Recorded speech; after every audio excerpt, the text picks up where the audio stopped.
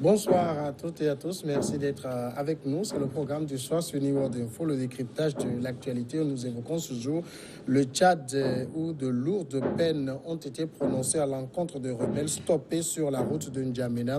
La justice tchadienne a condamné lundi à des peines d'emprisonnement de 10 à 20 ans plus de 240 rebelles, 7 mois après l'avancée de leur colonne dans le nord-est du Tchad, stoppée par des frappes françaises. Début février, le groupe armé Union des forces de la résistance, amené par Timam Erdimi, neveu du président Idriss Déby Itno, était entré sur le territoire à partir de la Libye. À la demande de N'Djamena, la France avait procédé à 3 reprises à des frappes d'avions Mirage 2000 contre la colonne qui voulait renverser le président tchadien. Plus de 260 personnes avaient ensuite été interpellées par les autorités tchadiennes et transférées à Koro Toro, une prison de haute sécurité située dans le désert, et leur procès devant la Cour spéciale criminelle ouvert il y a une semaine a mené à la condamnation de ces personnes, de 243 d'entre eux, à des peines de prison de 10 à 20 ans. Nous en parlons avec Mamadou Diouf ce soir. Bonsoir Mamadou Diouf. Bonsoir Samuel. Les 243 personnes condamnées à des peines d'emprisonnement de 10 à 20 ans, de quoi les accuse-t-on exactement? En fait, c'est atteinte tout simplement à la sécurité du président de la République, puisque, quoi qu'on dise, l'UFR est habitué à cette tentative de renversement du pouvoir de Idriss Déby. Et ici, ce qu'on leur reproche, c'est effectivement cela. Ils ont mis en péril la sécurité du Tchad, un mouvement armé. Bon, on les avait accusés de terroristes même à l'époque. Il n'y a pas quelque chose qu'on n'a pas dit, alors que, dans le fond, l'UFR est très bien connu comme un mouvement de résistance par rapport au président Idriss Déby. Mais contrairement au reste de l'opposition tchadienne, qui est restée dans cette opposition républicaine sans prendre les armes, eux, ils ont décidé de prendre les armes et ils ont décidé également de renverser le pouvoir par les armes. Et c'était une autre tentative, parce que ce n'était pas la seule qu'ils ont eu à faire pour aller renverser le président Déby. Et encore une fois, c'est la France qui est venue stopper l'avancée du neveu de Déby, puisque curieusement, c'est son neveu qui est à la tête de l'Union des forces de la résistance, qui semble empêcher au président de dormir tranquillement. Les peines prononcées sont très lourdes, 10 à 20 ans d'emprisonnement. N'Djamena veut donner un exemple? Bon, est-ce que c'est seulement donner un exemple? N'Djamena veut se mettre en sécurité. Parce que le responsable, bien qu'il n'a pas été attrapé, donc il était absent au moment du jugement, il a été condamné à perpétuité. Un certain nombre de personnes qu'il considère comme des commandants, comme des responsables, il y en a eu une douzaine qui ont été condamnés à 20 ans de prison, plus 200 et quelques, 240 à peu près, qui ont été condamnés entre 15 et 10 ans de prison.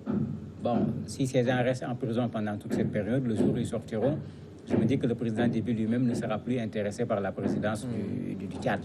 Donc c'est une façon également de se mettre en sécurité par rapport à des gens qui ont montré leur détermination à vouloir faire tomber ce régime. Mais il faut préciser qu'un des porte-parole de l'UFR, Youssouf Hamid, remet en cause le nombre. Il dit que c'est une centaine de leurs membres qui ont été faits prisonniers. Il dit non pas par les soldats tchadiens, mais par les soldats français qui les ont remis aux soldats tchadiens.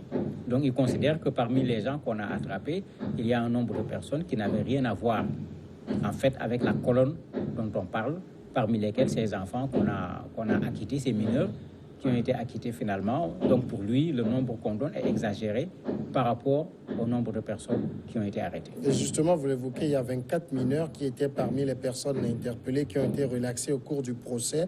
Et entre autres chefs d'accusation, on parle également d'enrôlement d'enfants. Ça veut dire clairement pour N'Djamena, ces mineurs étaient pour le compte de l'UFR.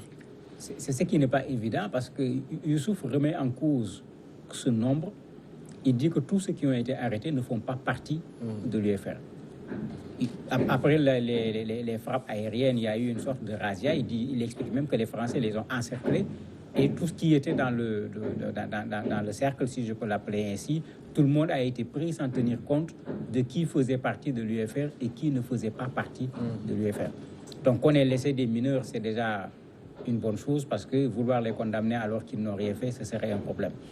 Parler maintenant d'enrôlement de mineurs, c'est dommage, mais dans toutes nos guerres civiles en Afrique, dans toutes nos tentatives de renversement du pouvoir, généralement, quand ça se fait à partir du maquis pour venir vers la capitale, c'est une chose que l'on voit partout. Ça ne sera pas une spécialité par rapport au Tchad ou bien à l'UFR. Il ne faut pas qu'on oublie que le président lui-même est passé par le même chemin. Le président Déby est passé par le même chemin avant de prendre la voie des élections pour rester au pouvoir. Donc, il connaît très bien cette menace. Il sait très bien ce qu'il risque avec ces gens, d'autant plus que celui qui est devant est son neveu. Il doit très bien savoir également de qui il s'agit. Alors, l'UFR qui estime qu'il y a beaucoup de personnes qui ont été arrêtées, qui ne sont pas de son rang, et avec la manière dont vous décrivez tout à l'heure les arrestations, les zones que l'UFR occupe ont été encerclées par l'armée française, ça veut dire quand même que l'UFR a des zones qu'elle contrôle? Non, l'UFR est plutôt basé en Libye. Mais quand ils font des opérations, c'est en ce moment qu'ils font des incursions au niveau du Tchad. Ils ont des membres à l'intérieur, mais bien sûr, tous ces gens-là sont tapis dans l'ombre. C'est des bleus, comme on dit, qui attendent le moment venu pour pouvoir agir, puisque le Tchad n'accepte pas du tout ces membres de l'UFR sur son territoire. Même à l'époque, quand la colonne est venue, les gens se posaient des questions, puisque la Libye était déjà en déconfiture. Ils sont partis de la zone où se trouve le général Haftar. À un certain moment, les gens se disaient, mais attention, est-ce que ce n'est pas de connivence avec le général Haftar? D'autres disaient non, c'est parce que la zone était devenue une zone d'insécurité, parce que le général Haftar affrontait à l'époque les terroristes qui étaient là-bas. Bon, il y a tout un ensemble d'interprétations, mais ce qui est sûr, c'est que leur base ne se trouve pas au niveau du Tchad. La première incursion qu'ils avaient faite, qui avait été arrêtée également par l'armée française, ils étaient partis du Soudan. Donc, la base n'est pas à l'intérieur, puisque le président Déby n'accepte pas que l'UFR puisse avoir pied sur le territoire tchadien. Mais est-ce que toutes les personnes qui ont été arrêtées sont des Tchadiens? Ils n'ont pas donné de précision au moment de l'arrestation s'il y a eu des étrangers ou pas. Il n'y a pas eu trop de discussion là-dessus, puisque on est allé plutôt dans la qualification globale. Et c'est ce que le reproche Youssouf en ce qui concerne ce procès, et il n'a pas tort, parce que vous imaginez 267 personnes jugées en une semaine, parce que le procès a été ouvert il y a à peu près une semaine, les condamnations sont tombées. Ça veut dire qu'on n'est pas allé individu par individu pour voir qui a fait quoi. Parce que s'il fallait les entendre chacun, pour entendre 267 personnes, la semaine n'aurait même pas suffi pour les entendre, encore moins donner la parole à l'avocat de la défense, à l'avocat de l'État. On voit déjà qu'il y a problème dans la façon dont le procès a été tenu, dans l'emprisonnement, dans les arrestations. Les ONG des droits de l'homme avaient déjà dénoncé en disant que non, les règles n'ont pas été respectées, il n'y a pas eu de distinguo, tout le monde a été pris en considérant qu'ils sont tous dans le peloton qui venait pour faire tomber le président de la République. Et c'est ce qui a fait que, à part son neveu qui a été clairement identifié, les autres personnes, on ne s'est pas fatigué à savoir qui était qui. La seule exception, c'est ces 24 mineurs qu'on a finalement accepté de laisser rentrer chez eux. Alors, comme cette opération d'il y a 7 mois, de même qu'en 2008, on a vu qu'il a fallu que la France vole au secours de N'Djamena. Qu'est-ce que cette armée tchadienne dont on nous vante tant les mérites, à quoi elle sert finalement? C'est la question que tout le monde se pose, parce que en 2008, ils étaient arrivés à N'Djamena.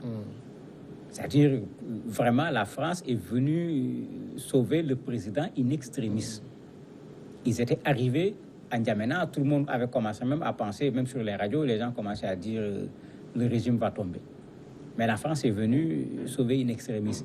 Et c'est là où les gens se posent des questions. Est-ce que le pouvoir à N'Djamena est un pouvoir qui est là par la force? Parce que les gens ont comme l'impression qu'on a laissé ces gens passer. Puisque même il y a 7 mois, c'était la même chose. Ils ont affronté en certains endroits l'armée tchadienne. On n'a pas senti la résistance qu'on attendait d'une armée qui va se battre au Mali, qui va se battre au Nigeria, qu'on présente comme étant une armée aguerrie et qui a du mal à retenir des rebelles, c'est-à-dire pas une armée conventionnelle, au point de faire appel à la France pour venir empêcher à ces gens-là de pouvoir faire tomber le régime, effectivement, il y a de quoi s'interroger. Mais c'est un peu le danger parfois au niveau de nos armées. Dans beaucoup de nos pays, vous avez l'armée de façon générale et vous avez une armée dans l'armée.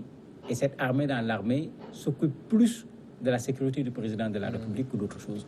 Et ça fait que souvent, même au niveau de l'armée, les gens ne sont pas contents parce qu'il y a militaires et militaires. Donc parfois, quand quelqu'un veut venir pour régler le problème, les gens disent, mais autant qu'il règle le problème pour que nous tous, qu'on nous considère comme étant des militaires. Et on a vu ça dans plusieurs pays où les militaires n'ont pas véritablement assumé parce qu'ils étaient mécontents, même s'ils ne l'avaient pas exprimé. Mamadou Diouf, merci d'avoir répondu à nos questions.